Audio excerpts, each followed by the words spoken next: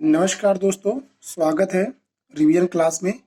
तो एनटीपीसी की रिवीजन चल रहा है, जो कि यहाँ से 100% सिलेबस कवर भी होगा और 100% आपको रिजल्ट भी लाना होगा। तो चालू करते हैं, ज़्यादा बातें नहीं कर चालू करते हैं जो करंट इशू में था। तो पहले क्या था, इंटरपोल। अब आपको याद रखना है, इंटरपोल की 91st जो मीटिंग होगी वो 2022 इंडिया में होगी। तो इंटरपोल की 91st जो मीटिंग होगी वो 2022 की कहाँ पर होगी, इंडिया में होगी। अब इंटरपोल की बात करते हैं, इंटरपोल का हेडक्वार्टर कहाँ पर है। तो इंटरपोल का जो हेडक्वार्टर है वो लियोन्स फ्रांस में है, और इसके जो प्रेसिडेंट हैं उनका नाम है किम जोंग योंग। तो आपको याद करना है हेडक्वार्टर कौन है, lions France, president Kim Jong Yong. अभी करंट में क्या था, यूएन वुमेन। यूएन वुमेन, इसकी स्थापना याद रखना है 2 जुलाई 2010। हेडक्वार्टर जो है न्यूयॉर्क यूएस में है। अभी हाल ही में एक और चीज़ थी, क्यूरी आइलैंड। ये क्यूरी आइलैंड चर्चा में थी। क्यूरी आइलैंड कहाँ पर है, तो रूस प्लस जापान में विवादित क्षेत्र है। अब अगला है क्या है, भारतमाला परियोजना, जो कि बनाई गई, जिसमें 65,000 किलोमीटर तक की सड़क बनाई जाएगी। तो 2 पार्टों में इसकी सड़क का निर्माण होगा। तो भारतमाला परियोजना किसके लिए है, सड़क निर्माण के लिए है। अभी डब्ल्यूएचओ की बात हुई है, तो डब्ल्यूएचओ के मुख्यालय की बात करते हैं, कौन है, जिनेवा। और इसकी स्थापना जो हुई है 7 अप्रैल 1948 को हुई है। डब्ल्यूएचओ की स्थापना कब हुई है, 7 अप्रैल 1948 को। 7 अप्रैल को विश्व स्वास्थ्य दिवस भी मनाया जाता है। और डब्ल्यूएचओ के अध्यक्ष की बात करें तो टेड्रोस एडोनोम है। और फ्लोरेंस नाइटिंगेल अवार्ड जो दिया गया है नर्स और मिडवाइफ को दिया गया है, जो कि 2020 का विषय भी है। तो आपको याद रखना है, फ्लोरेंस नाइटिंगेल अवार्ड दिया है नर्स और मिडवाइफ को। और 2019 का जो ये अवार्ड दिया गया है लीनी पियन को दिया गया है। याद करना है, इम्पोर्टेंट है। सबसे बड़ी दुनिया की सबसे बड़ी रिफ्ट परियोजना कौन सी है, कालेश्वरम परियोजना। ये कहाँ पर है, गोदावरी में। और कहाँ पर है, तेलंगाना में। अब ऑपरेशन सीड चालू किया है और 5T योजना चालू किया था दिल्ली ने। 5T मतलब होता है testing, tracing, testament, team work और ट्रैकिंग। तो 5T योजना और ऑपरेशन सीड चालू की किसने, दिल्ली ने। इसमें 5T मतलब क्या होता है, टेस्टिंग होती है, ट्रेसिंग होती है, टेस्टमेंट होता है, टीम वर्क होता है और ट्रैकिंग होती है। पेप्सिको की ब्रांड एम्बेसडर कौन बनी है, तो उनका नाम शेफाली वर्मा है। याद रखना, इंपॉर्टेंट है। सिर्फ PepsiCo brand ambassador Shafali Verma.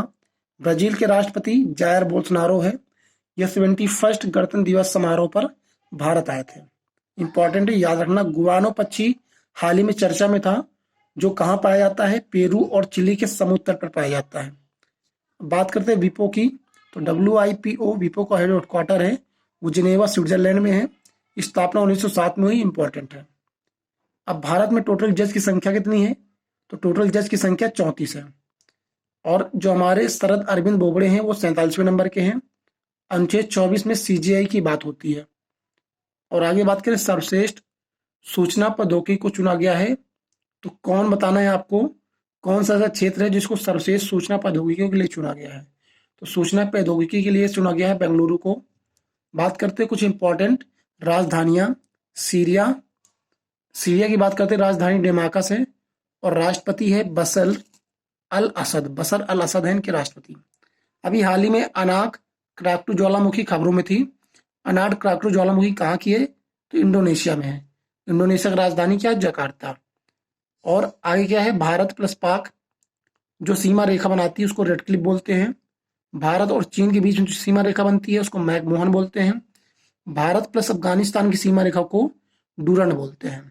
तो भारत प्लस अफगानिस्तान सीमा रेखा डूरंड, भारत और चीन की सीमा रेखा मैकमिलन, भारत प्लस पाक की सीमा रेखा रेड क्लिफ। आगे बात करें कि जम्मू कश्मीर और लद्दाख को यूटी का दर्जा कब मिला है, तो 31 अक्टूबर 2020 को यूटी का दर्जा मिला हुआ है। दादर नगर हवेली प्लस दमन दीव को कब मिला दिया गया है, तो 26 जनवरी 2020 को मिला दिया गया। दोनों क्वेश्चन बहुत इंपॉर्टेंट है। भारत पढ़े ऑनलाइन किसने चालू किया है, मानव संसाधन विकास मंत्रालय ने भारत पढ़े ऑनलाइन चालू किया है। फीफा रैंकिंग भारत की स्थान क्या है, 108। फीफा रैंकिंग में भारत का स्थान क्या है, 108 है। कर्क रेखा आपको याद रखना है 8 राज्य और 16 देशों से गुजरती है। भारत के 8 राज्य और 16 देशों से होकर गुजरती है। ठीक है। और ओपेक का जो मुख्यालय है वियना है, वियना ऑस्ट्रिया में। कुल देश इस ओपेक में 13 है। और स्थापना जो हुई तो 1960 में हुई थी। अब अगले उसमें चलते, अगला पेज क्या बना था मोस्ट इम्पॉर्टेंट, तो अब देखो यहाँ पर आ गया वर्ल्ड बैंक। तो वर्ल्ड बैंक की बात हुई तो वर्ल्ड बैंक का जो हेडक्वार्टर है यूएस वाशिंगटन डीसी में। इसके जो हेड है वर्ल्ड बैंक के वो डेविड मालपास है। इसके चीफ की बात करते हैं कि वर्ल्ड बैंक के चीफ कौन है, अंशुला कांत। याद रखना, हेड जो है डेविड मालपास है वर्ल्ड बैंक के, और चीफ जो है वो अंशुला कांत है। हेडक्वार्टर कहाँ पर है, तो हेडक्वार्टर है यूएस वाशिंगटन डीसी में। स्थापना हुआ था 1945 में।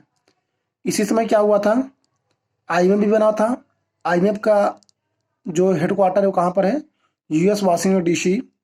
और जो हेड इसके हैं क्रिस्टलीना जॉर्जिवा है। चीफ इसके गीता गोपीनाथ। याद करना है, गीता गोपीनाथ क्या है इसके चीफ, कौन है, गीता गोपीनाथ। प्रबंध निदेशक की बात करते हैं आईएमएफ की, तो प्रबंध निदेशक का नाम है डायमिक स्ट्रास। याद करना, प्रबंध निदेशक आईएमएफ के कौन है, डोमिनिक स्ट्रास। स्थापना 1945 में हुई है। अब देखो इसके अंतर्गत आईएमएफ के अंदर एसडीआर आता है, जो स्पेशल ड्राइंग राइट मुद्रा होती है। और इसके अंतर्गत 5 मुद्रा आती हैं। एक डॉलर होता है, यूरो डॉलर होता है अमेरिका का, जापान का यूरो होता है, और एन युआन रेनबी चाइना की, और पाउंड स्टर्लिंग है आपकी, ये फ्रांस की। अब अगला क्वेश्चन क्या है, 19वें राष्ट्रीय खेल का शुभंकर क्या है, तो 19वें एशियाई खेल का, राष्ट्रीय खेल नहीं है दोस्तों, 19वें एशियाई खेल का शुभंकर कांगकोग, लियान लियन और चेन चेन है। तो 19वें एशियाई खेल का शुभंकर क्या है, कांगकोग, लियान लियन, चेन चेन है। बेरिंग जल संधि रूस प्लस यूएस के बीच से सीमा साझा करती है। तो रूस और यूएस के बीच में सीमा साझा करने वाली कौन है, बेरिंग जल संधि। आपको ये भी याद रखना बेरिंग जल संधि कहाँ पर है, तो रूस प्लस यूएस बीच। हेलीकॉप्टर मनी हाल ही में चर्चा में थी।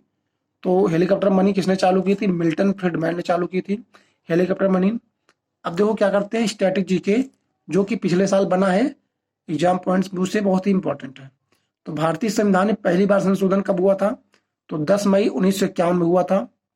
और 10 मई 1951 में संशोधन हुआ था, 18 जून 1951 में संसद में पास हो गया था। तो भारतीय संविधान में पहला संशोधन 10 जून 1951, 18 जून 1951 में पास हो गया था। और इसके तहत पहला संशोधन हुआ था और इसमें 9वीं अनुसूची जोड़ी गई थी। भारतीय संविधान की बात करते हैं तो भारतीय संविधान लागू कब हुआ था, तो भारतीय संविधान जो लागू हुआ था वो 26 जनवरी 1950 को लागू हुआ था, और अंतिम बैठक हुई थी 24 जनवरी 1950 को। तो क्वेश्चन बन जाता है कि भारतीय संविधान लागू कब हुआ, 26 जनवरी 1950 को, और भारतीय संविधान की अंतिम बैठक कब हुई, तो 24 जनवरी 1950 को। तो लागू और अंतिम बैठक 2 दिन का अंतर है, ठीक है। अब आगे बात करते हैं हल्दी घाटी युद्ध का। तो हल्दी घाटी युद्ध आपको याद होगा 1576 में, जो कि महाराणा प्रताप और अकबर के बीच हुआ, और इसमें जीता कौन था, जीता था अकबर।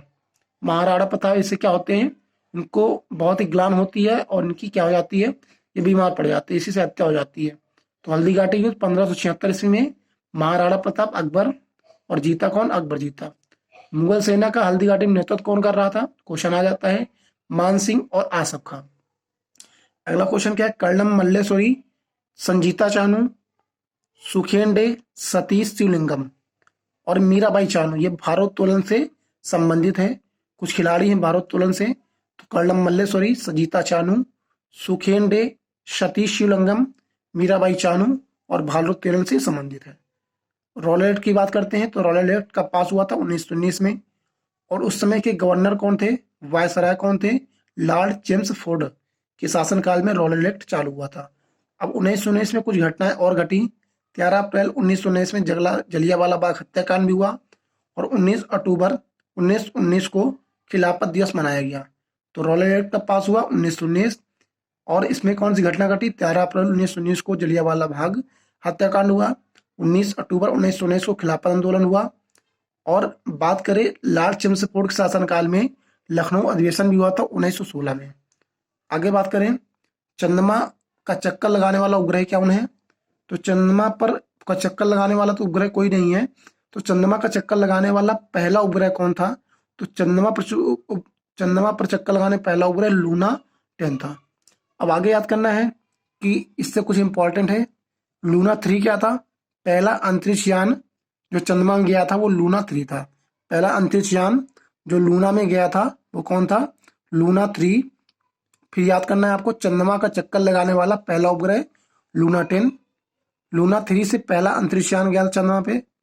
लूना 9 से चंद्रमा तल पर उतरने वाला सफलतापूर्वक पहला यान था। तो तीनों याद कर लेना है। लूना 10 चंद्रमा पर चक्कर लगाने वाला पहला उपग्रह। लूना 3 पहला अंतरिक्ष यान जो चंद्रमा पर गया था। लूना 9 चंद्रमा तल पर उतरने वाला सफलतापूर्वक लूना 9 था। अब देखो बात करते हैं अपोलो सेकंड की, जिसमें क्या हुआ था, नील आर्मस्ट्रांग चंद्रमा पर कदम रखे थे। तो आपको 11 याद करना, अपोलो सेकंड है ये। अपोलो सेकंड से नील आर्मस्ट्रांग चंद्रमा के पर क्या रखे थे, अपने कदम रखे थे, और ये पहले मानव थे। ठीक है। मार्स 2 की बात करते हैं। तो इस तरह की जो भी घटनाएं सब बात कर लेते हैं। मार्स 2 की, मंगल ग्रह पर पहली बार अंतरिक्ष यान पर उतरा, उसका क्या नाम था, मार्स 2 के द्वारा मंगल ग्रह पर पहली बार अंतरिक्ष पर उतरना। स्पुतनिक सेकंड की बात करते हैं। तो स्पुतनिक सेकंड से जीवित कुत्ते को ले जाने वाला उपग्रह था, जिसे रशियन भेजा था, और इसी नाम से क्या बनी हुई है, कोरोना की दवाई बनी हुई है स्पुतनिक 5 के नाम से। ठीक है। अब देखो स्पुतनिक हमने पढ़ लिया है। उसके बाद इवांडर होलीफील्ड, जो कुछ व्यक्ति हैं और उनके नाम है जो कि हमारे एग्जाम में आते हैं।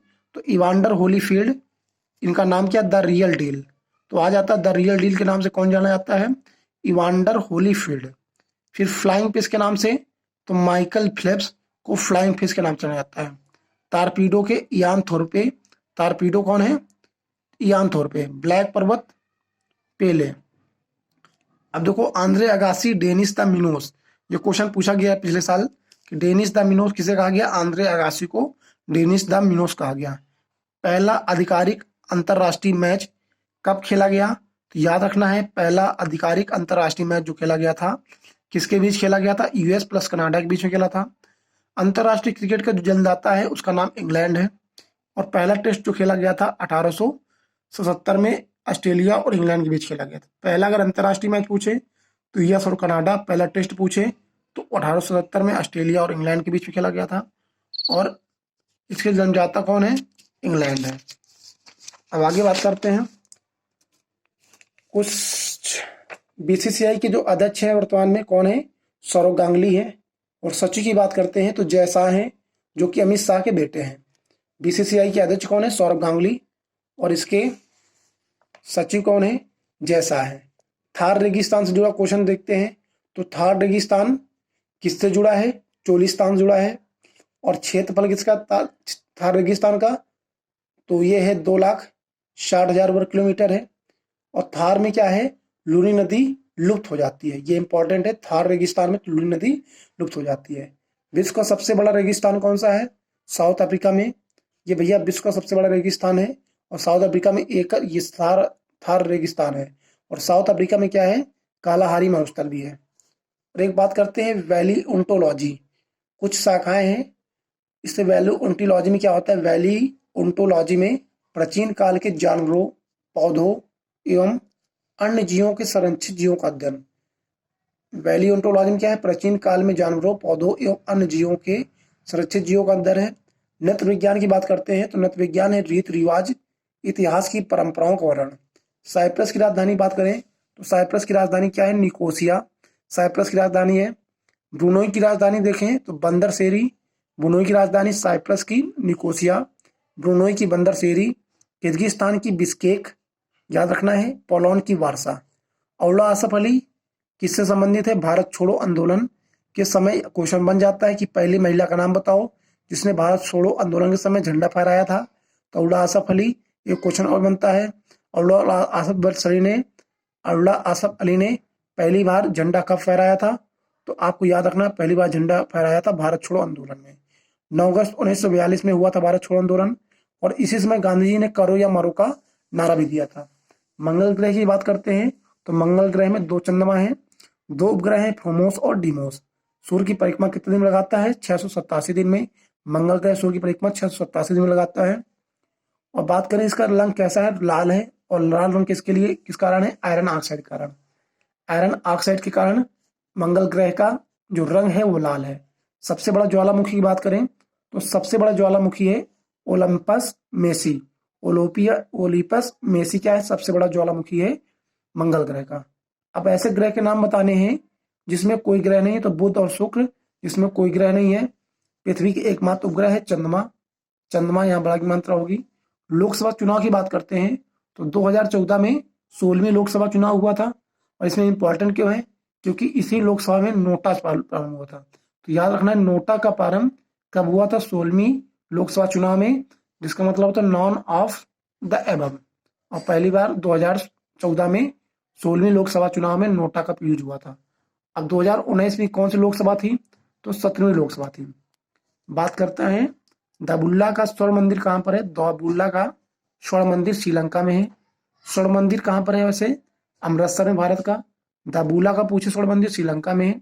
स्वर्ण मंदिर वैसे भारत में पूछे तो अमृतसर। बनाने वाले कौन थे? अर्जुन देव, इसको बनाया था। मार्डेका पैलेस जकार्ता में है, इंपॉर्टेंट कुछ स्थान है। ओपेरा हाउस सिडनी में है। और पेंटागन वाशिंगटन डीसी में है। तो ये थी रिवीजन क्लास। तो रिवीजन क्लास की इतनी स्पीड से हो गई है। अब इसमें बहुत सारे क्वेश्चन, कम से कम 100 से अधिक क्वेश्चन कवर हो गए हैं। और ये सारे प्रीवियस क्वेश्चन और जो एकदम करंट इशू बने हुए हैं उनसे क्वेश्चन। और क्वेश्चन देखो ऐसे बुक से ज़्यादा नहीं आते हैं, जो करंट में जो चीज़ बनी हुई है। जैसे मान लो क्या बना हुआ है? श्रीलंका बना हुआ है, और यहाँ पर दाबुल्ला स्वर्ण मंदिर खबरों में था, तो इसी से क्वेश्चन आएगा। इससे लोकसभा चुनाव बनी थी नोटा के लिए, तो अब नोटा न पूछकर पूछ लिया जाएगा कि 17वीं लोकसभा चुनाव कब हुआ? तो 2019 में। तो ऐसे क्वेश्चन बनते हैं, ठीक है। ऐसे कहीं नहीं बन जाएगा। अगर बुद्ध सुख की चर्चा करंट में हुई है तब इससे क्वेश्चन बनेंगे, अदरवाइज क्वेश्चन नहीं बनेंगे। तो कोई बात नहीं, आप देखिए और कैसा लगा कमेंट बॉक्स में लिखकर जरूर बताएं। नमस्कार, लव यू टू ऑल।